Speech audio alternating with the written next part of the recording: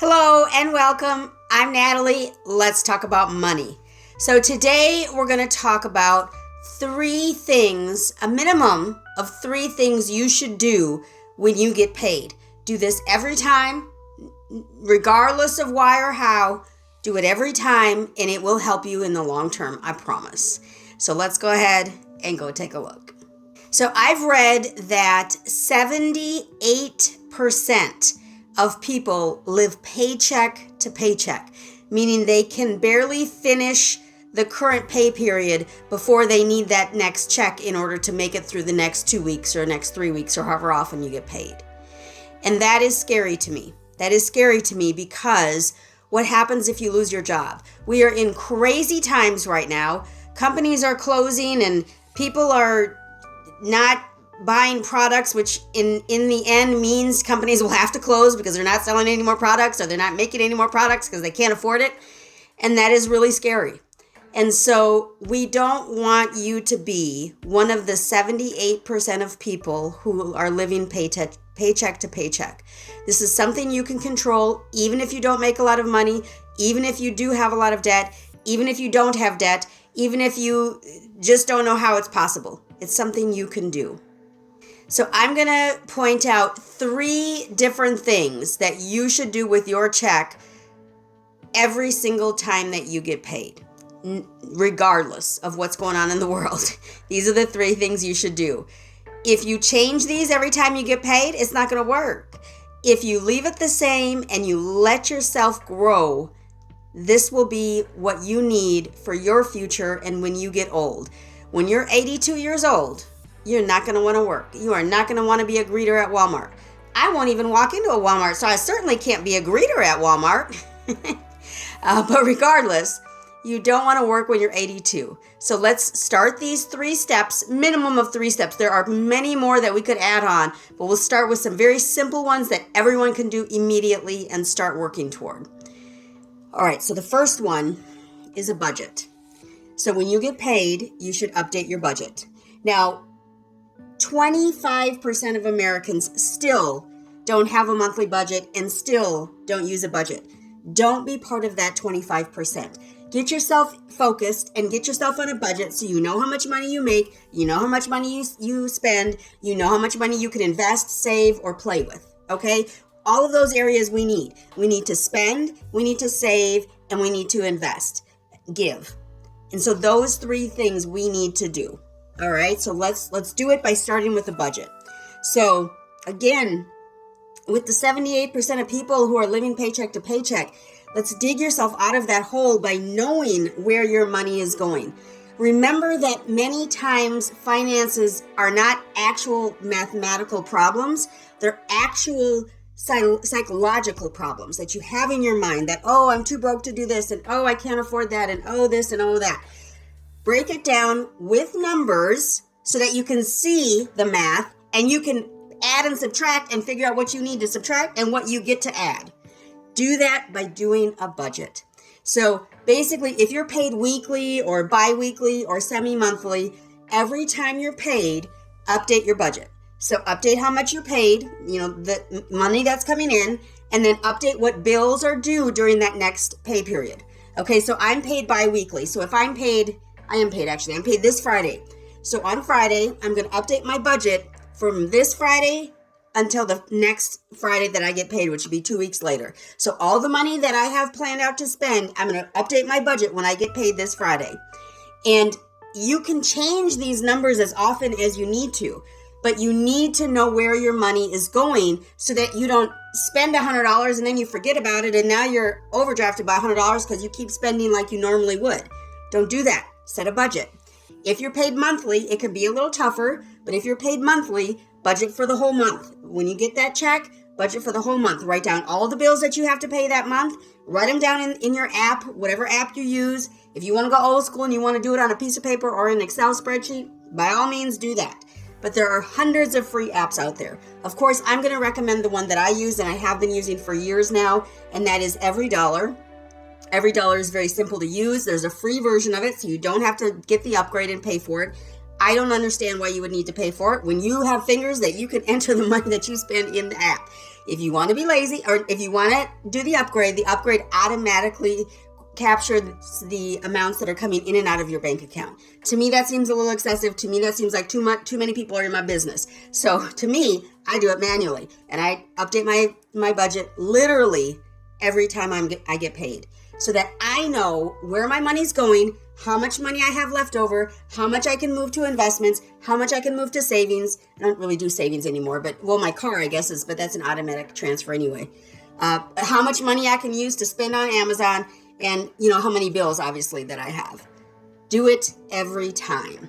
I know it's tougher when you're monthly or when you have an inconsistent paycheck, like if you're in sales maybe, and you only get your sales checks once you've made the sales. Something like that may be inconsistent, and so it may be good to try to budget a month ahead of time so that you have money waiting just in case you hit a rough month or what have you.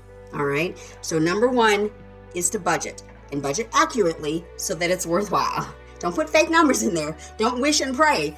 Follow the budget, and ensure that at least anywhere from 7.5% to 11.5% is going towards an investment account. Now, if you're in debt, we're going to first get out of debt. Get out of debt before you do any of the fun stuff. Okay, get out of debt. Just get rid of that debt. It's just a nuisance. If you have a mortgage, we'll consider that non-consumer debt, so you can leave that while you're investing. But everyone that's not in debt, put at least 7.5% into an investment account every time you're paid. If you're paid monthly, you want to put the full 15% into your investment account when you're paid. But everyone else who gets more than one paycheck per month, you want to even it out so that you're putting in 15% per month, anywhere from 15 to 23%. Obviously, the more you put into an investment account, obviously, the more money you're going to have in the end, and you will benefit more, really, because the compound interest is what you're after. You don't want to put, $100 in every month for the next 5 years and then realize, oh, I should have put $500 a month, because that won't help. And when you're doing your budget and you're doing your automatic investments, make sure that you've got this set up automatically. If you have been budgeting for more than, I would say, 3 months, go ahead and put those bills on auto pay so that you don't have to worry about making those payments, and you don't have to worry about where your money is. Put your investments in on basically auto pay, because you're paying yourself, really, is what you're doing. So put it automatically so that you don't have to go in every month and update and transfer money and do all the things. Don't do all that.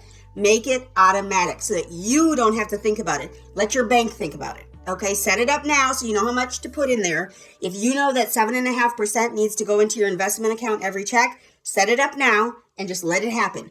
That way you won't miss the money. You won't miss the money because it's already gone. The day one when you're paid, or probably day two actually, to make sure your check clears and all that. But day two, get that money transferred over automatically. It is so much simpler and so much less headache, and it will actually happen if it's automatic instead of, well, maybe I'll do it, maybe I won't. That's, again, how I'm saving for my car, is automatically, the week between when I'm paid, automatically $500 is transferred over, automatically, because I don't want to have to think about it. I don't want to have to be in control. I just need the money to go so that I don't even see it happen. So do these automatically. And then number 3, which is important to me and probably lots of people, because again, this is psychology, you want to check in on your goals. So in order to do all of this, you do need a goal. What is the end result that you're after? If you're just doing it just because you're just doing it, well, that's not very, that doesn't give you any motivation. So make sure you have a goal that's giving you the motivation that you need in order to do these steps. So you want to check in on your goals to make sure that you're getting closer to where you want to be. So are you reaching them? Are you getting far away from them? Do you need to adjust the amounts you're saving or spending or putting towards debt or whatever? Adjust your goals as needed, but then also celebrate your wins. If you've gone for 3 months and have saved $600 in those 3 months, and that's more than you've ever saved, celebrate that. Go out to dinner and celebrate that. You can't spend $500 celebrating though, because you've only saved $600 or whatever. But spend, $50 or something. Spend $20. Buy something on Amazon. Buy a new phone holder on Amazon or something like that. Something small, but get that reward so that you continue moving forward. Don't sacrifice 100%. Sacrifice on your regular daily, like where you eat and how you shop and those things, but celebrate when you hit a win. If you set small goals along the way, you'll be able to celebrate every time you hit one of those goals, which will help to keep you motivated. All right? So just to go back to some of the facts about finances, there's approximately 42% of Americans that lack an emergency fund savings at all. They have no emergency funds saved up. None. Not even $5. That's probably what they have in their bank account. So that's their emergency fund is $5. We need to set up an emergency fund. As soon as you're out of debt, you want to make it anywhere from 6 to 12 months of an emergency fund. While you're in debt, keep it low, maybe $1,000 to $2,000, just to cover you for, if all of a sudden your tire blows and you need to replace it, or all of a sudden you need the mechanic for your fridge. The mechanic doesn't do your fridge. Whoever fixes your fridge, if your fridge dies, you need someone to come out and fix it, make sure you have money for that. Do a small emergency fund while you start. Once you're out of debt, 6 to 12 months is what you need in your emergency fund. Start it and don't forget about it, and keep it in a money market account or in a high yield savings account so that while that money is waiting, it can at least create more money for you. And then along kind of with that savings account is, keep in mind, 42% of Americans couldn't cover a $1,000 emergency expense with cash or savings. They would have to use a credit card, or they would have to finance it in some manner. So along with that, 60% said they'd had an unexpected expense over the course of the past year. So you've been through some sort of crazy event where you had an emergency, you didn't have the money to cover the expense, and now it was over a year ago, and now you still don't have an emergency fund. Do it now. Get your emergency fund set up right now so that you can cover yourself if you're in an emergency and you don't have to use credit and you don't have to finance. Set it up now. And also, please remember to invest in yourself today so that you can make a difference for others tomorrow. And also give the video a big thumbs up. Leave a comment down below. Be sure to subscribe. When you subscribe, you should hit the bell so you know when the next video comes out. I thank you so much for stopping by today. Y'all have a great one.